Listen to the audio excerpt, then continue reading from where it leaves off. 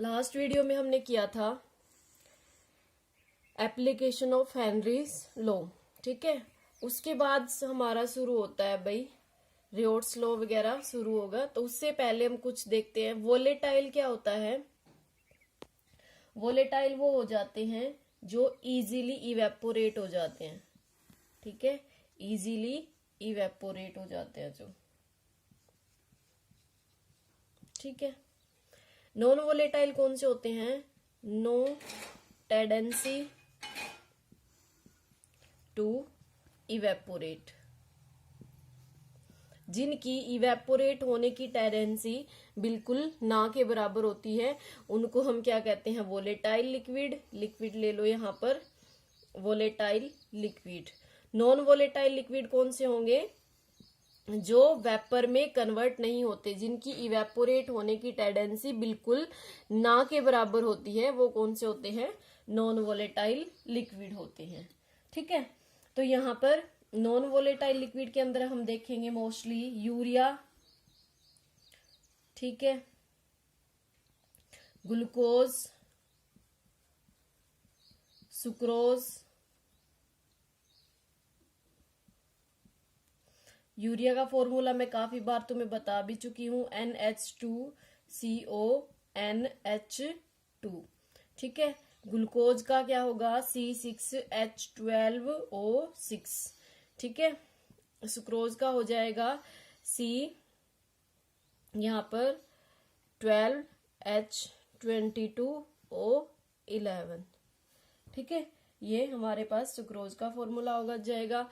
Volatile में हम क्या देखेंगे? Water, ethanol, CH3OH, sorry methanol, ethanol, CH2, CH3, CH2OH mean C2H5OH, benzene C6H6, ठीक है। यहाँ पर एक और ले सकते हैं टोलिन C6H5CH3। ये क्या है? हमारे वोलेटाइल लिक्विड। ये जनरली हम यही पढ़ेंगे इसके अंदर, methanol, ethanol, benzene, toluene, water. ये क्या है? हमारे वोलेटाइल लिक्विड होते हैं जो इजीली इवेपोरेट हो जाते हैं। नॉन वोलेटाइल कौन से होते हैं? जो इवेपोरेट नहीं होते, बिल्कुल नहीं होते। ये नहीं कह सकते, ये बोलते हैं कि ना के बराबर इवेपोरेट होते हैं, मीन्स बिल्कुल हाई टेम्परेचर पर इवेपोरेट होते हैं, ठीक है। तो यहाँ पर हेडिंग डालो जो हमारा टॉपिक है। First, vapour pressure for 2 volatile liquid, means यहां पर हम सोल्यूट और सोलवेंट दोनों क्या लेंगे? वोलेटाइल लेंगे। इसका जो दूसरा नाम है वो रियोट्स लॉ से भी आता है, ठीक है। ये क्या है दूसरा? रियोट्स लॉ।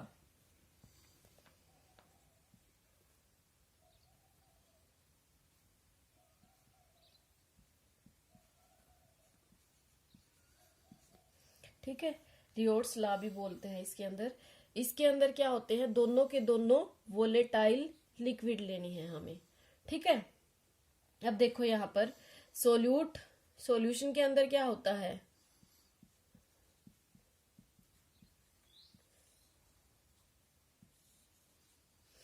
सोल्यूट, सोलवेंट, ठीक है। सोल्यूट भी कैसा लेना है हमें? वोलेटाइल लेना है यहाँ पर, और सोलवेंट भी कैसा लेना है?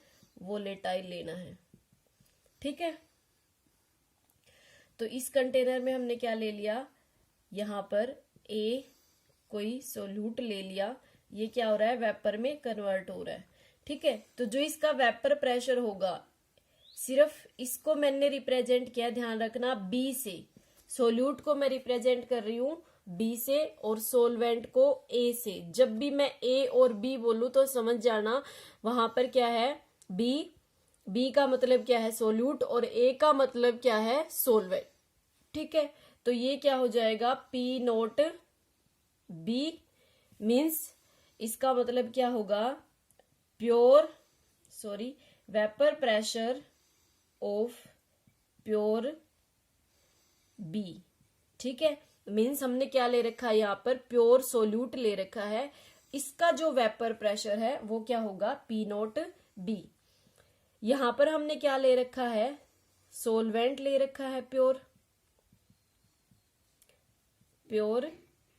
सोलवेंट। इसकी वजह से जो वेपर प्रेशर होगा वो कौन सा होगा, पी नोट ए।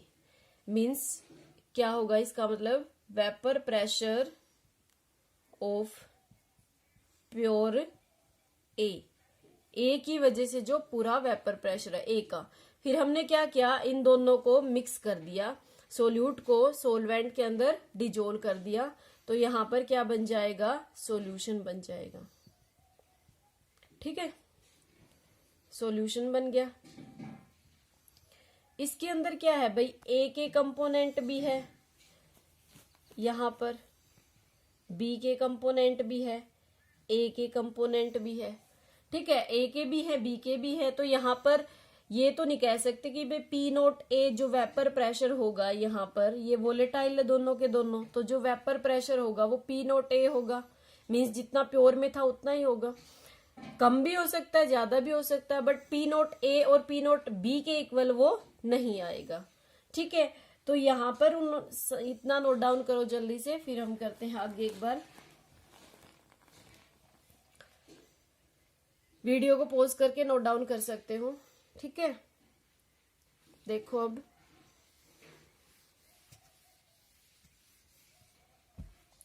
साइंटिस्ट ने क्या देखा कि जो ये सॉल्यूशन है, सॉल्यूशन के अंदर जो ए के मॉलिक्यूल, बी के मॉलिक्यूल, ए के मॉलिक्यूल, बी के मॉलिक्यूल, जो ए की वजह से प्रेशर होगा उसको इसने बोला पी ए। पी ए क्या है, पार्शियल, जब दो या दो से ज्यादा सब्सटेंस को हम मिक्स करते हैं या फिर प्रेशर की बात करते हैं तो वहां पर क्या होता है, पार्शियल होता है, क्योंकि वो पूरा का पूरा उसकी वजह से नहीं होता। तो पार्शियल वेपर प्रेशर ऑफ ए। और बी की अगर हम बात करें तो बी की वजह से क्या होगा, पी बी। यहां पर क्या होगा, पार्शियल, ये सॉल्यूशन की बात कर रहे हैं, सॉल्यूशन में जब हमने मिक्स कर दिया था ए और बी को, partial vapour pressure of B. ठीक है, साइंटिस्ट ने क्या देखा, इन्होंने रियोट्स ने क्या देखा कि पी जो ए है, partial vapour pressure of A is directly proportional to the mole fraction of A. ठीक है, यही क्या है, रियोट्स लॉ है। ठीक है, partial vapour pressure of A is directly proportional to the mole fraction of A. तो यहां पर रियोट्स लॉ में लिख भी सकते हैं, रियोट्स लॉ में लिखेंगे, क्या लिखेंगे, in a solution, in a solution the partial vapor pressure of each component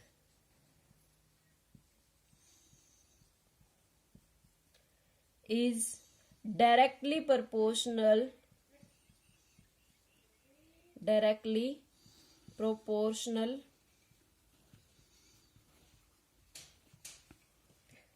to the mole fraction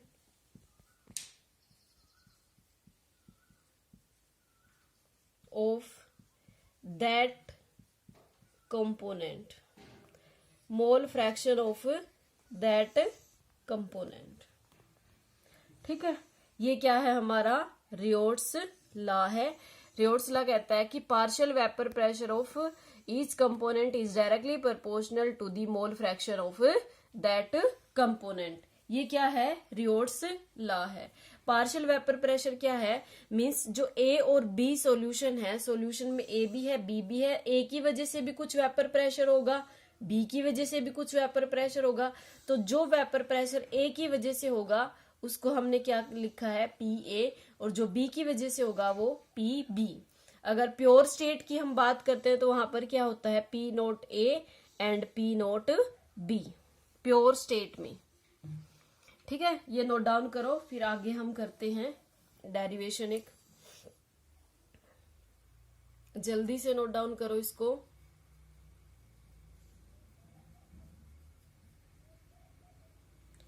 कर लिया भाई ये नोट डाउन?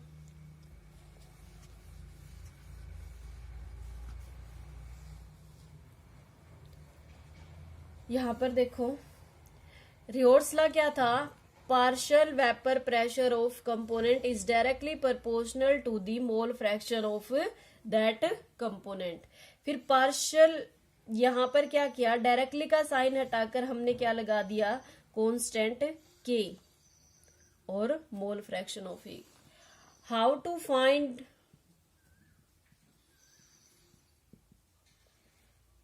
क्वेश्चन यहां पर अराइज होता है, how to find value of K की वैल्यू हम कैसे फाइंड आउट करें। तो K की वैल्यू फाइंड आउट करने के लिए यहां पर ये क्वेश्चन अराइज हो जाता है। आंसर यहां पर क्या लिखेंगे, लेट अस कंसीडर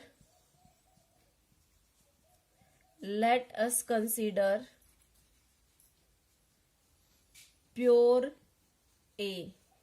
हमने क्या कंसीडर कर लिया, प्योर A कंसीडर कर लिया। ठीक है, अगर हम प्योर A कंसीडर करेंगे, यहां पर देखो हमें पता है मोल फ्रैक्शन किसके इक्वल होता है, mole fraction of A is equal to number of moles of A divide by number of moles of A plus number of moles of B, and mole fraction of B is equal to number of moles of B divide by number of moles of A plus number of moles of B। ठीक है, और हमें पता है, हमेशा ये बात ध्यान रखना, मोल fraction of A and mole fraction of B किसके इक्वल होता है, 1 के, क्योंकि भाई ये क्या है, फ्रैक्शन और फ्रैक्शन, जो टोटल फ्रैक्शन होता है वो हमेशा 1 के इक्वल आता है। ठीक है, यहाँ पर हम दो सब्सटेंस मिक्स कर रहे हैं सॉल्यूशन के अंदर, तो दोनों का जो सम है वो कितना होगा, 1 होगा। अगर हम 3 सब्सटेंस मिक्स करते तो 3 मोल फ्रैक्शन का सम क्या होता, 1। अगर 4 करते तो 4 मोल फ्रैक्शन का 1 क्या हो जाता, सम क्या हो जाता, 1 आ जाता। ठीक है, तो यहाँ पर हमें यही देखना है, हमेशा ही ध्यान रखना, टोटल जो मोल फ्रैक्शन होता है सोल्यूट प्लस सोलवेंट का, वो किसके इक्वल आता है, 1 के इक्वल आता है। ठीक है, अब यहाँ पर हमने क्या कंसिडर किया है, A, प्योर A लिया है, मीन्स उसके अंदर क्या है, A है, B नहीं है, पूरा का पूरा क्या है, A है। ठीक है, अगर उसके अंदर B है ही नहीं तो B के मोल्स भी नहीं होंगे।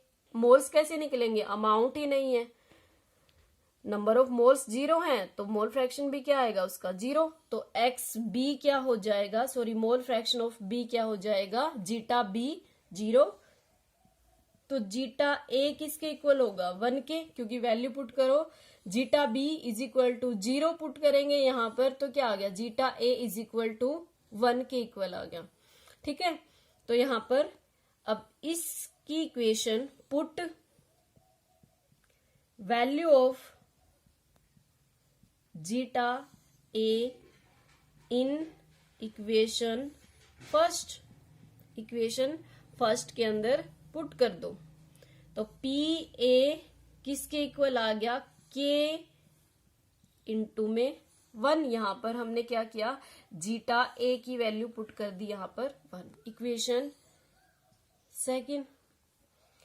सेकंड, जब हम देखते हैं थ्योरेटिकल कंसेप्ट, इस बात को ध्यान से समझो, जब हम देखते हैं इसको, यहां पर हमने क्या लिया है, प्योर A लिया है, और जब हम प्योर A की बात करते हैं, B की वजह से है ही नहीं वेपर प्रेशर, तो प्योर A किसके इक्वल होता है, P नोट A के इक्वल होता है तब तो PA जो वेपर प्रेशर होगा वो किसके इक्वल हो जाएगा, P नोट A के इक्वल हो जाएगा। ठीक है, अब यहां पर लिख सकते हैं from equation second and third से क्या हो जाएगा, K is equal to P naught A। जो K है वो किसके इक्वल आ गया, P नोट ए के इक्वल आ गया। ठीक है, अब मैं यहां कर रही हूं आगे। ठीक है, अब इक्वेशन के की वैल्यू इस इक्वेशन में पुट करेंगे। Put value of K in equation first, in equation first. तो यहां पर क्या आ जाएगा, P A is equal to P naught A zeta A. इसी तरह हम क्या निकाल सकते हैं, पी बी निकाल सकते हैं। यहां पर प्योर बी ले लेंगे तो पी बी किसके इक्वल आ जाएगा, P naught. Similarly P B किसके इक्वल होगा, P naught B X B के। ठीक है, ये बात हमें ध्यान रखनी है। ओके, देखो एक बार मैं दोबारा से फिर समझा रही हूं, क्योंकि इन 2 पॉइंट में यहां पर बच्चे कंफ्यूज होते हैं कि ये कैसे आया। ये तो कर लोगे, रियोट्स लॉ क्या कहता है, partial vapour pressure of component is directly proportional to the mole fraction of that component, ये कहता है। फिर हमने डायरेक्टली का साइन हटाकर क्या लगाया, कांस्टेंट के। ठीक है, अब ये के की वैल्यू फाइंड आउट करने, बुक में क्या है, सीधा दिया हुआ है तुम्हें, बुक में ये सीधा गिवन है। यहां पर यहां ये बता रखा है, उसके बाद सीधा ये गिवन है, ये जो दे रखा है ये नहीं है। ठीक है, तो यहां पर के की वैल्यू फाइंड आउट करने के लिए क्या लिया हमने, प्योर ए ले लिया। ठीक है, उस सॉल्यूशन के अंदर हमने क्या मान लिया कि प्योर ए है, बी है ही नहीं। तो उस टाइम पर mole fraction due to B, B के मोल फ्रैक्शन क्या हो जाएंगे, 0, क्योंकि वो अमाउंट है ही नहीं, तो उसकी वजह से मोल फ्रैक्शन भी नहीं होंगे। तो टोटल किसके इक्वल हो जाएगा, पूरा का पूरा फिर वो ए के इक्वल, जीटा ए किसके इक्वल आ जाएगा, 1 के इक्वल। जीटा ए की वैल्यू हमने इसके अंदर पुट कर दी। यहां पर क्या आ गया हमारे पास, P A partial vapour pressure of A is equal to K. फिर हमने क्या किया, हमने यहां पर ले रखा है प्योर ए ले रखा है, बी है ही नहीं। और जब प्योर ए लेते हैं तो जो वेपर प्रेशर है वो किसके इक्वल होता है, पी नोट ए के इक्वल होता है। तो पी ए किसके इक्वल आ गया, पी नोट ए के इक्वल आ गया। From equation second and third, इस इक्वेशन से और इक्वेशन से, क्योंकि ये दोनों ही किसके इक्वल है, पी ए के, तो ये किसके इक्वल हो जाएगा, K is equal to P naught A. फिर इस के की वैल्यू इस इक्वेशन में पुट करेंगे वापिस से, तो हमारे पास क्या आ जाएगा, P A is equal to P naught A into में जीटा ए। इसी तरह सिमिलरली हम बी भी निकाल सकते हैं, P B is equal to P naught B into में जीटा बी। ठीक है, वीडियो को पॉज करके इसको नोट डाउन करो, इतने को मैं नीचे वाले को रब कर रही हूं। ठीक है, समझ में आ गया होगा अच्छे से ये।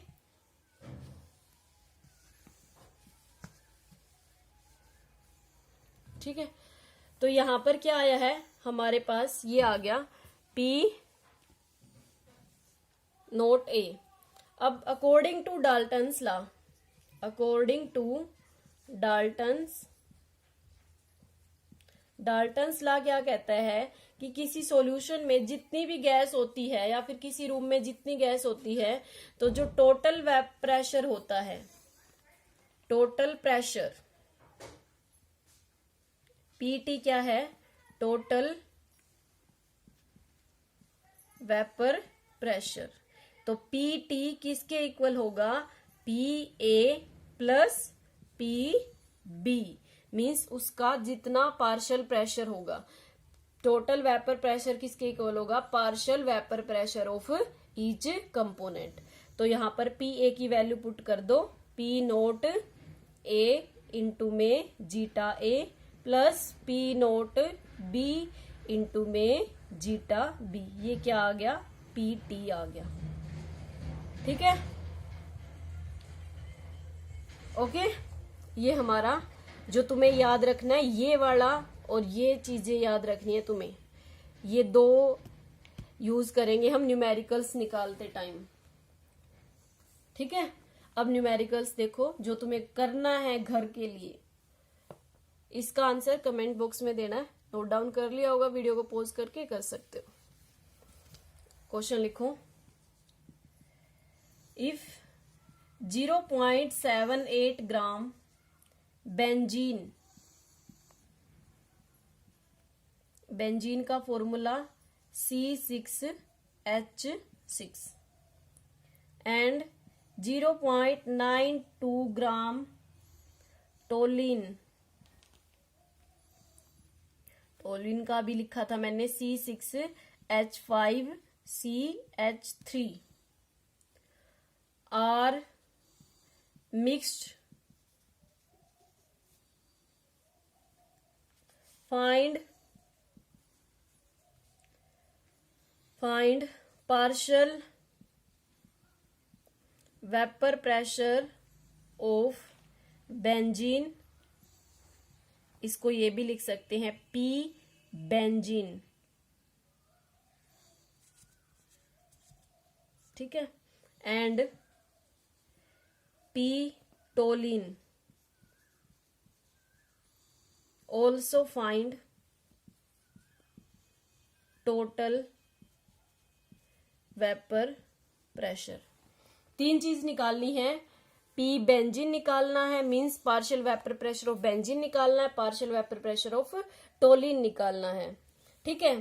फॉर्मूला हमें पता है, partial vapour pressure of benzene किसके इक्वल होता है ये तो बता देती हूँ मैं तुम्हें। पी नोट, सॉरी इसमें गिवन लिख लो पहले, क्या है गिवन। P note benzene